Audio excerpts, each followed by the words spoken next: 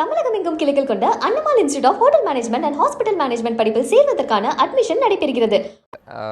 வெங்கடேஷ், எப்படி பார்க்குறீங்க வெங்கடேஷ் செங்கோட்டையனுடைய நகரம்? அதாவது ஒரு தவிர்க்க முடியாத ஒரு நெருக்கடி தான் அதிமுக கட்சிக்குள்ளும் தமிழக அரசியல் களத்திலையும் இருக்குதுன்னு நான் பார்க்குறேன். என்ன காரணம்னு கேட்டிங்கன்னா, ஒரு வலுவான ஆளும் கட்சி திமுக கூட்டணியை எதிர்த்து ஒரு வலுவான எதிர்க்கட்சியாக அரசியலை நடத்தி அடுத்த 26இல் நாம் ஆட்சி அமைக்க வேண்டும் என்கிற ஒரு இலக்கை நோக்கி நகர்கிற போது இந்த மாதிரியான ஒரு நடவடிக்கை என்பது பொதுவெளியில் பொதுமக்கள் மத்தியில் ஒரு இமேஜை என்னவாக கொண்டு போய் சேர்க்கும் அப்படிங்கிற ஒரு மிகப்பெரிய கேள்விக்குறி இருக்கார். இப்போ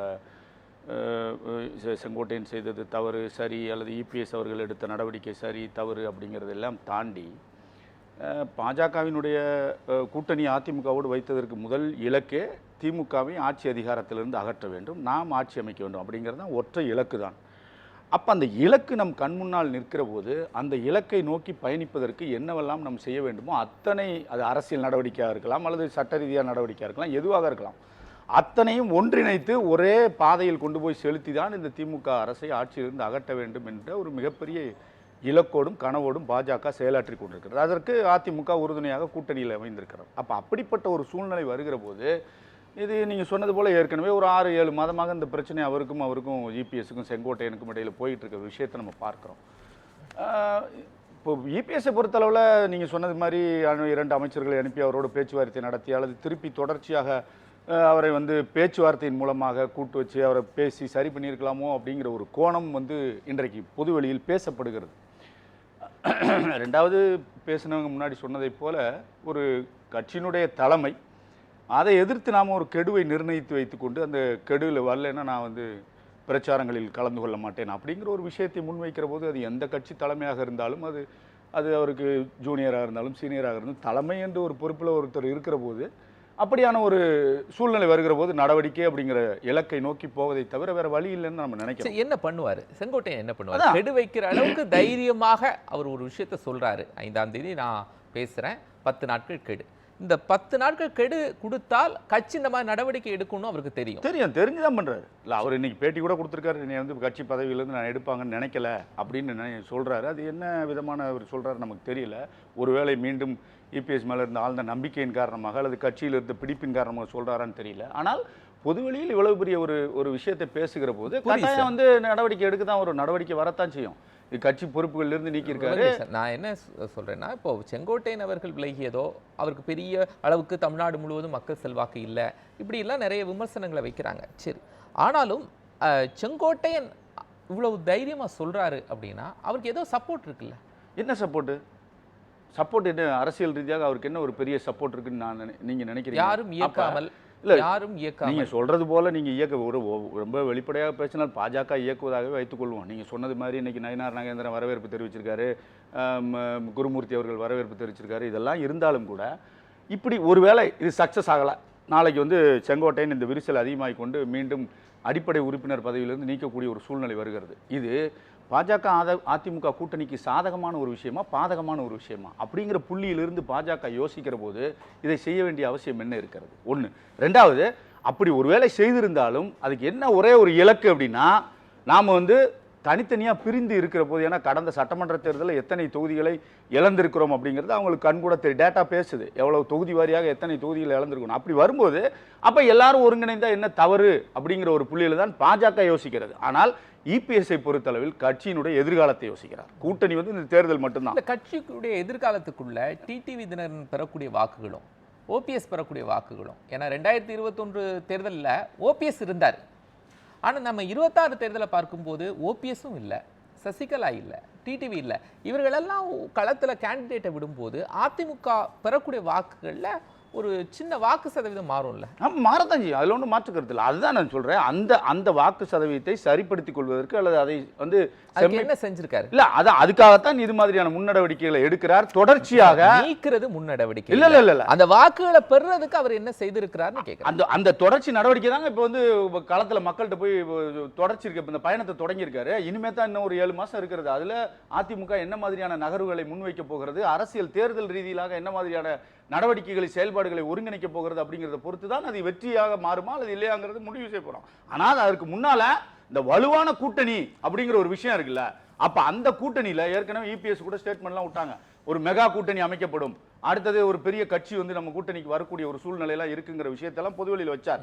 அப்ப அவ்வளவு பெரிய எதிர்பார்ப்பு வருகிற போது பாஜக என்ன நினைக்குது, இவ்வளவு பேர் எல்லாரும் ஒருங்கிணைந்தா திமுக என்கிற வலுவான கூட்டணிக்கு எதிராக அதிமுக எந்த கட்சியுமே இபிஎஸ் சொன்னாரு வலுவான கட்சி வருது, யாருமே வரல. அப்ப வரலங்கிற பட்சத்துல இப்படி இருக்கிறவங்களும் ஒண்ணுன்னா உடஞ்சு போகிற போது யாருக்கு சாதகமாக பாதகமாக முடியும் அப்படிங்கிற ஒரு புள்ளியில தான் பாஜக யோசிச்சு பின்னாடி இருந்து நீங்கள் செங்கோட்டை நான் சொல்றதை வரவேற்கணும் அப்படிங்கிற ஒரு அரசியல் ரீதியிலாக அதுல அவங்களுக்கு வந்து அட்வான்டேஜ் இருக்கு, இல்லைன்னு சொல்ல முடியாது. ஏன்னா அவங்கள பொறுத்தளவுல தன்னை கட்சியை வளர்த்துக்கணும், அதிமுக வச்சு நாம ஒரு 10 எம்எல்ஏ சீட் வாங்கணும் அப்படிங்கிறது இலக்காகத்தானே இருக்க முடியும். அது எந்த கட்சியா இருந்தாலும் அப்படிதான் பாருங்க. அப்ப கூட்டணின்னு வருகிற போது ஒவ்வொருத்தராக சிதறிக்கொண்டே போகிற போது 1% வாக்கு, ஒவ்வொரு வாக்கும் முக்கியமான சூழ்நிலையில பார்க்கப்படுகிற போது இது மாதிரியான ஒரு முடிவை நாம் ஏன் பயன்படுத்திக் கொள்ளக்கூடாது அப்படிங்கிற ஒரு புள்ளியில தான் பாஜக பின்புலத்திலிருந்து செங்கோட்டையன் செய்கிற விஷயம் வரவேற்கத்தக்கது அப்படிங்கிற ஒரு விஷயத்தை பேசுது. ஆனால் இபிஎஸ் அவங்க சொன்ன மாதிரி தெளிவாக ஒரு முடிவு எடுத்து விட்டார், யாரை சேர்த்தாலும் இந்த 3 பேரை சேர்க்க முடியாதுங்கிற ஒரு விஷயத்துக்கு வந்துட்டார். ஆனால் இதை சேர்க்க முடியாதுன்னு வலுவாக தெரிந்த பிறகு செங்கோட்டையன் மீண்டும் இதை பொதுவெளியில் பேசுகிறார் அப்படின்னா அப்ப அவர் ஏதோ ஒரு சின்ன திட்டத்தில் இருக்கிறார். எல்லாரும் ஒருங்கிணைந்து பிறகு சொன்னார்ல, இப்போ வந்து சசிகலா அவர்கள், டிடிவி, ஓபிஎஸ், அப்புறம் நாளைக்கு செங்கோட்டையன் இவர்கள்லாம் ஒருங்கிணைந்து செயல்பட்டு என்ன திட்டம் இருக்க போகுது? ஒருவேளை இந்த திட்டம் இருந்துச்சு அப்படின்னா இதுக்கு முன்னாடி ஓபிஎஸ் வெளில போகிற போது இந்த நேரத்தில் அப்பவுமே ஆதரவு கொடுத்திருப்பாரு. அவர் எல்லாரும் இணையணும் அப்படிங்கிறதுனால தானே இவ்வளவு நாள் காலம் தாழ்த்தி வெயிட் பண்ணி பார்த்தாரு. அதுக்கு உண்டான சூழ்நிலை வரல. இப்ப வேற வழி இல்ல, வெளியில வந்து ஓப்பனா பேச வேண்டிய சூழ்நிலை வந்துருச்சு, அப்புறம் ஒருங்கிணைக்க வேண்டிய சூழ்நிலை வந்துருச்சு. இவங்க 4 பேர் நாளைக்கு வந்து உரிமை மீட்பு குழுங்கிற பெரிய பேனர்ல கூட தனியா கூட நிக்கலாம், இல்ல நாளைக்கு தாவேகா கூட கூட்டணிக்கு போறதுக்கு உண்டான வாய்ப்புகள் கூட வரலாம், சொல்ல முடியாதுல்ல, எது வேணாலும் நடக்கலாம், எது வேணாலும் மாறலாம். ஆனா அவரை பொறுத்தளவுல இன்னைக்கு இந்த விஷயத்தை வந்து உடைத்து கொண்டு வெளியே வருகிறார். அப்ப வெற்றி 2026 வெற்றி செங்கோட்டையன் இவ்வளவு தூரம் முக்கியமானதாக பார்க்கப்படுகிறார் அப்படிங்கிறது தான் மேற்கு மண்டலம்ங்கிற ஒரு மிகப்பெரிய பகுதி. ஏன்னா அதிமுகவுக்கு ஒரு வலுவான பகுதியாக இருக்கப்படுகிறது. அவருக்குன்னு ஒரு சொந்த தனிப்பட்ட செல்வாக்குன்னு ஒண்ணு இருக்குது, அது இல்லைன்னு சொல்ல முடியாது. அப்ப அந்த மேற்கு மண்டலத்துல அவரை வைத்துக் கொண்டு வரக்கூடிய அந்த சேதாரத்தை எப்படி சமாளிப்புங்கிறது ஒரு புள்ளியை நோக்கி தான் இந்த இபிஎஸ் நகர்கிறார். அப்படி வருகிற போது இபிஎஸ் செங்கோட்டையின் மீது மரியாதை எல்லாம் இல்லாமல் இல்லை, அதையும் தாண்டி கட்சி, எதிர்காலம், அரசியல் அப்படின்னு பார்க்கிற போது, தேர்தல் கணக்கு அப்படிங்கிற பார்க்கிற போது வேற வழி இல்லை, நடவடிக்கை எடுக்க வேண்டிய சூழ்நிலை வந்துருது. அல்லது அவர் இப்படி கூட யோசிச்சிருக்கலாம், நாளைக்கு இவரை பார்த்து இன்னொருத்தர் தலைமை மீது சீண்டி பார்க்கிற போது அப்ப தலைமை மேல ஒரு உறுதியான நடவடிக்கை இல்லை அப்படிங்கிற போது தலைமையினுடைய அதிகாரமும் தலைமையினுடைய இருப்பும் கேள்விக்குள்ளாக்கப்படுகிறது. அப்ப அந்த சூழ்நிலையை வச்சுத்தான் இன்னைக்கே அவர் நினைச்சிருந்தா நீங்க சொன்ன மாதிரி அடிப்படை உறுப்பினர் பதவியிலிருந்து கூட எடுத்துக்கலாம்ல. ஆனா அந்த மாதிரியான ஒரு முடிவை நோக்கி போகல, ஒரு தொடக்க புள்ளியாக அதை வச்சிருக்காரு. திருப்பி பேச்சுவார்த்தை நடக்கலாம், நாளைக்கு செங்கோட்டையன் மனம் மாறலாம், எது வேணாலும் நடக்கலாம், திருப்பி உள்ள வரலாம், இல்ல வராம கூட போகலாம். அப்ப ஃபியூச்சர்ல என்ன இருக்குங்கிறத முடிவு பண்ணி தான் வந்து முடிவு செய்ய முடிய ஒரு புள்ளியை நோக்கி செங்கோட்டையன் இருக்காரு. செங்கோட்டையன் வெயிட் பண்ணி பார்க்கிறார்.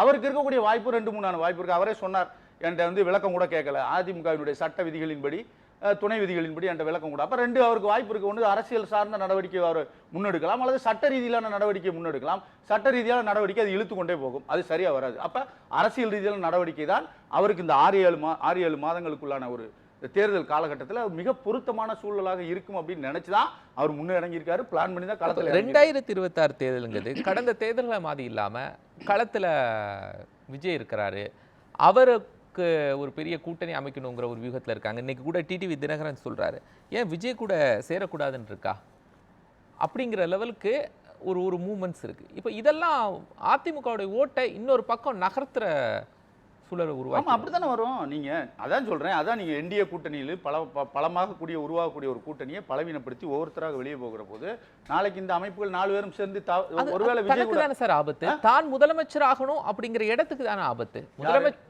எடப்பாடி பழனிசாமி, ஆமா அது பரவாயில்லன்னு அதுக்கு மீறி நமக்கு ஒரு நம்பிக்கை இருக்கிறது, அதிமுகவின் ஒரு வாக்கு இருக்கிறது, செல்வாக்கு இருக்கிறது, அதை வைத்துக்கொண்டு நாம் முன்னே போக வேண்டும், இவர்களை எக்காரணத்தை கொண்டு நம்ம உள்ள விடக்கூடாது அப்படிங்கிற ஒரு ஆழமான நம்பிக்கை, உறுதியான முடிவில் இபிஎஸ் இருக்கிறாருங்கிறது இதுல இருந்து புரிந்து கொள்ள முடிகிறது.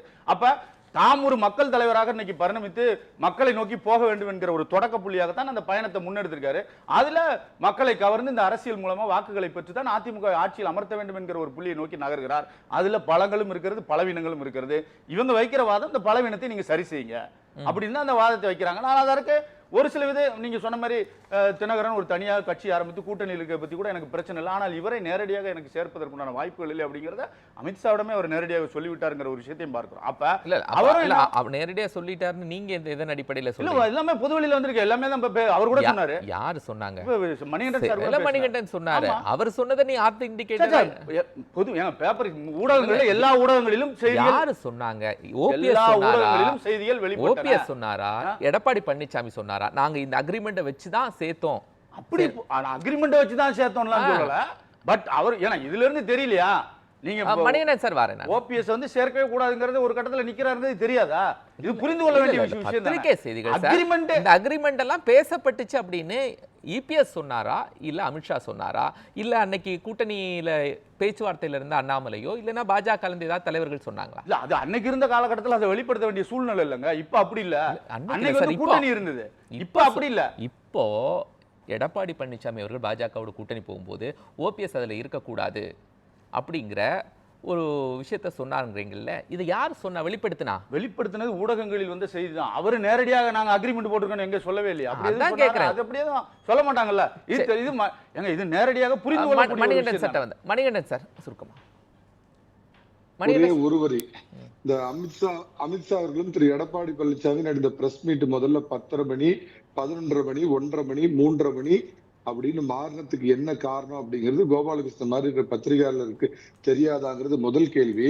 ஷபீர் அகமது அவர்கள் அப்பயே கேள்வி கேட்கிறார், நீக்கப்பட்ட 3 பேரை பத்தி என்ன பண்ணுவீங்கன்னு திரு அமித்ஷா கிட்ட கேட்டப்ப அது அதிமுகவின் உள் விவகாரம், அதில் நான் தலையிட மாட்டேன் அப்படின்னு திரு அமித்ஷா அவர்கள் தெல்ல தெளிவா சொன்னார். இதோட உங்களுக்கு நான் எனக்கு கிடைச்ச தனிப்பட்ட தகவலை விட்டுருங்க. அமித்ஷா அவர்கள் பத்திரிகையாளர் மத்தியிலே சொல்லிட்டாரு. இல்ல அது எல்லாருமே உட்கட்சி விவகாரங்கள்ல நாங்க தலையிட மாட்டோம் அப்படின்னு சொல்றதுதான். நீங்க சொன்னது மாதிரி ஓபிஎஸ் இருக்கக்கூடாது அப்படின்னு யார் சொன்னாங்க? பாஜகல இருந்து சொன்னாங்களா அப்படிங்கறத கேட்டேன். தயவு செஞ்சு முதல் மீட்டிங்ல அமித்ஷா அவர்களும் எடப்பாடி பழனிசாமி பேசுறப்ப அவர் வச்ச முதல் கண்டிஷன் இதுதான், என்னுடைய உட்கட்சி விவகாரங்களில் தலையிடாதீங்க. நீங்க சேலம் மணிகண்டன் சார் சொல்றதை நான் அக்செப்ட் பண்றேன். இது ஆத்தென்டிகேட்டட் பர்சன்ஸ் யார் சொன்னாங்கன்னு தான் கேட்டேன். நான் தொடர்ந்து கோவிந்த், இதெல்லாம் உள்ள அரங்குக்குள் நடக்கிற அரசியல் ரகசியங்கள், இதை யாரும் அம்பலப்படுத்த மாட்டாங்க. இது அக்ரிமெண்டா போட்டு இந்த அக்ரிமெண்ட் பழனிசாமி கையெழுத்து போடுங்க, நான் கையெழுத்து போட்டு கொடுக்க மாட்டாங்க. சரி.